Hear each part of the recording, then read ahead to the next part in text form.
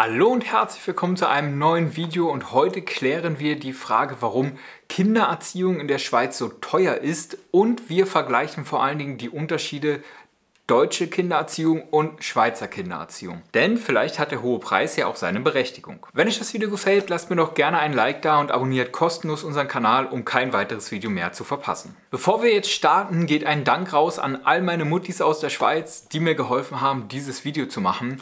Vielen, vielen Dank an euch und ich hoffe, es wird gut und ihr freut euch drüber. Unterschied Nummer 1 ist, dass es in Deutschland Kindergarten oder Kita heißt und in der Schweiz ist der Kindergarten und die Kita etwas komplett anderes.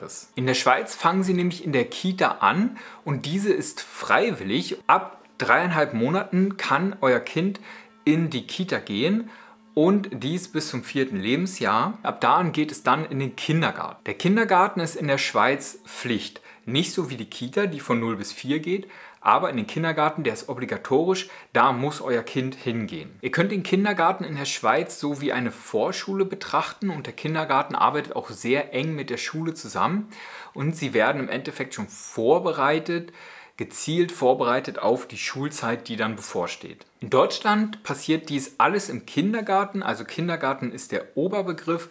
Und dort bleiben die Kinder ungefähr von 1 bis 6, 7 Jahren und werden eben dort gemeinsam auf die Schule vorbereitet. Was ich ganz entscheidend finde, ist, dass in Deutschland die Durchschnittsgröße einer Gruppe bei ungefähr 22 Kindern liegt. In der Schweiz liegt die Gruppengröße so bei 11 bis 13 Kindern. Das heißt, sie ist schon mal kleiner, was eine viel intensivere Betreuung mit sich bringt.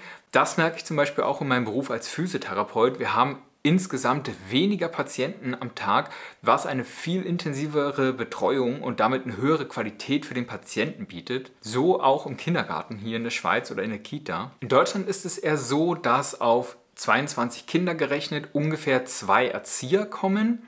Eventuell kommt noch ein Praktikant dazu oder ein Student so. Und in der Schweiz gibt es auf die kleine Gruppe schon mal mehr Erzieher. Also es sind meist sogar bis zu 4 Personen, wobei da 2, 3 Erzieher fix sind. Es ist meist immer ein Student da und es ist meist immer ein Praktikant da. Das heißt, ihr habt in der Schweiz auf eine kleinere Kinderanzahl mehr Personal zur Verfügung, was natürlich wieder für eine intensivere Betreuung sorgt und für mehr Umsichtigkeit und für mehr Beschäftigungsmöglichkeiten für die Kinder. In Deutschland wurde mir gesagt, finden nur sehr selten Ausflüge statt mit den Kindern, weil es einen extrem hohen Planungsaufwand erfordert einfach. Und ja, ihr wisst, Deutschland, das Land der Gesetze und ja, Zettelchen. In der Schweiz ist es so, dass fast täglich Ausflüge stattfinden, also auf zum Beispiel Spielplätze in der Nähe des Kindergartens oder einmal in der Woche sogar ein großer Ausflug. Und dass es sogar möglich ist, dass Eltern Vorschläge machen können, wo sie bitte gerne mit ihren Kindern hingehen sollten und dass das in der Regel auch möglich gemacht wird. Das finde ich natürlich super, ja? Also dass du als Elternteil deinen Bildungsvorschlag einbringen kannst in die ganze Sache und das umgesetzt wird. Also das finde ich mega. Das ist übrigens in der Schweiz eine Sache, die jetzt ein bisschen weg vom Thema geht, aber was mir schon oft aufgefallen ist, dass dir Schweizer Unternehmen die Möglichkeit bieten, dich selbst zu verwirklichen. Also wenn du in der Schweiz motiviert bist und du hast wirklich Bock, was zu machen und was Neues zu gestalten, dann gibt dir das Unternehmen die Möglichkeit, das auch zu verwirklichen. Das ist in Deutschland oft nicht so. Oft ist noch vieles in alten Schuhen oder in alten Mustern eingefahren und du musst ewig kämpfen, dass überhaupt mal was passiert. Und ja, wenn du Glück hast, passiert's. Wenn nicht, ja, dann geht es einfach mit der Zeit verloren und deine schönen Ideen ja, versinken im Sand oder wie man sagt. Ein Unterschied auch in Deutschland sind die Öffnungszeiten, denn dort ist der Kindergarten meist nur von 7 bis 17 Uhr geöffnet und danach ist er grundsätzlich zu. Das heißt, du als Elternteil bist schon mal deutlich unflexibler mit deiner Arbeitszeit. Und wir wissen alle, dass nicht jeder einen 9-to-5-Job hat. Das heißt also, es kommen Fahrzeiten dazu, manche haben Schichtdienst, manche haben Nachtschichten und so weiter. Also es ist ein ganz anderer organisatorischer Aufwand. In der Schweiz haben die Erzieher grundsätzlich Schichten. Das heißt, sie arbeiten von 7 bis 19 Uhr. Das heißt, ihr bekommt schon mal mehr Zeit dazu. Und dann gibt es eben eine Frühschicht und es gibt eine Spätschicht. Das heißt, ihr habt einfach ein größeres Timegap und so, wo ihr eure Kinder abholen könnt und betreuen lassen könnt. Kommen wir mal zu den Kosten. Das meistdiskutierteste Thema. Also, in Deutschland kostet die Kindererziehung ungefähr zwischen 350 und 400 Euro pro Kind. In der Schweiz kann die Erziehung eines Kindes bis zu 2700 Franken kosten. Je nach Kanton, wo ihr wohnt, Ja, und Alter eures Kindes. Also ein Baby kostet natürlich mehr als ein Kleinkind. Aber im Verhältnis zum Verdienst ist es auch wieder irgendwo gerechtfertigt. Und wenn ihr gleich hört, was alles mit dabei ist bei der Erziehung im Kindergarten, was ihr dazu bekommt, dann finde ich die Preise fast irgendwo gerechtfertigt. Ihr könnt mir gerne mal in die Kommentare schreiben, wie viel ihr für eure Kinder bezahlt. Das würde mich mal interessieren, dass wir mal ein paar Vergleichswerte sammeln könnten. Die meisten in der Schweiz schicken ihr Kind nur so 3 Tage die Woche in den Kindergarten. In Deutschland muss das Kind dann von Montag bis Freitag meistens in den Kindergarten gehen.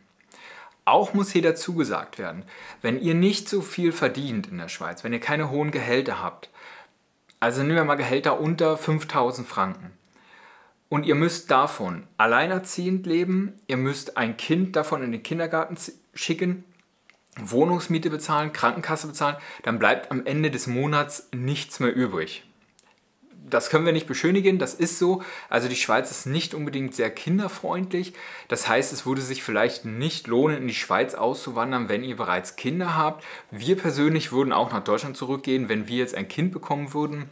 Nur mal so am Rande. Deswegen geht oft der Mann nur arbeiten und die Frau bleibt zu Hause und kümmert sich um die Kinder. Das ist leider so, weil die Männer meist in der Schweiz noch mehr verdienen als die Frauen für dieselbe Anstellung sogar. Also das ist leider noch so. Jetzt kommen wir mal dazu, was denn da so viel kostet. Das finde ich jetzt interessant. Und da hat es mich wirklich beeindruckt. Also muss ich wirklich den Hut ziehen. Also Chapeau Schweiz. Denn es ist so in der Schweiz, dass meist die Erziehung der Kinder im Kindergarten bereits mehrsprachig ist. Das liegt natürlich auch daran, dass es hier 4 Landessprachen gibt. Eure Kinder werden englischsprachig erzogen oder französischsprachig oder italienischsprachig oder rätoromanischsprachig.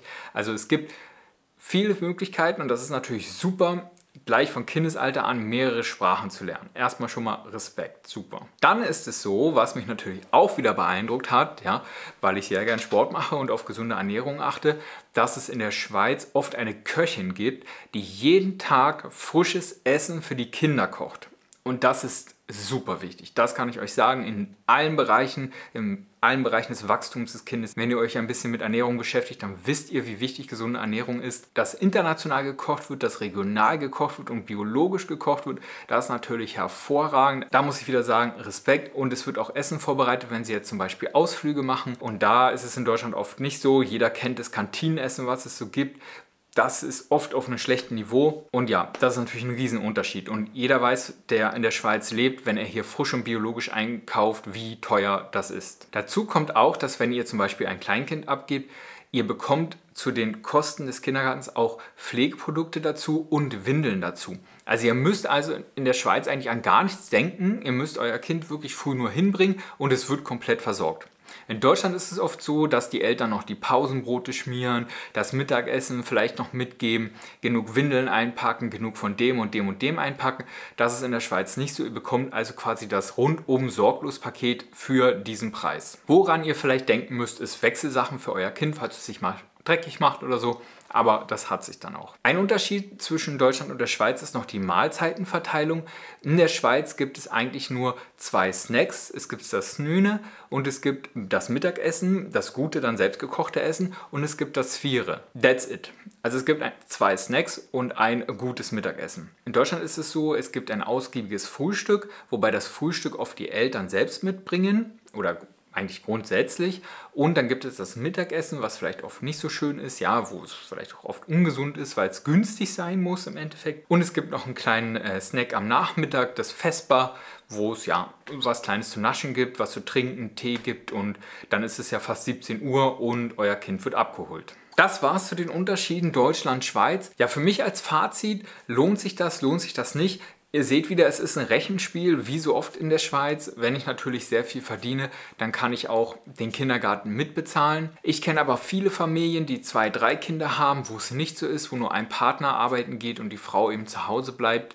Das ist ja jedermanns Sache. Da müsst ihr natürlich gucken, wenn ich jetzt 100% arbeiten gehe und verdiene vielleicht nur 4.000 und muss für 2, 3 Kinder Kindergarten zahlen, das rechnet sich natürlich nicht. Da übersteigt die Kosten des Kindergartens das Geld, was ihr einnimmt und die Miete ist dann auch noch nicht gezahlt. Das heißt, es bleiben von den ach so hohen Gehältern in der Schweiz nicht mehr viel übrig. Also, überlegt es euch gut. Auswandern mit Kindern ist auch nochmal ein anderes Thema. Dazu haben wir viele Fragen in unserer Gruppe bekommen, in unserer Facebook-Gruppe Auswandern Schweiz. Also schaut gerne mal rein, falls ihr beitreten wollt. Ihr seid immer gern gesehen dort. Wenn euch das Video gefallen hat, lasst uns gerne einen Like da und abonniert kostenlos unseren Kanal. Das könnt ihr direkt hier tun. Und hier oben verlinke ich euch weitere spannende Videos über die Schweiz und über das Auswandern. Vielen Dank fürs Einschalten, macht's gut und bis bald. Ciao.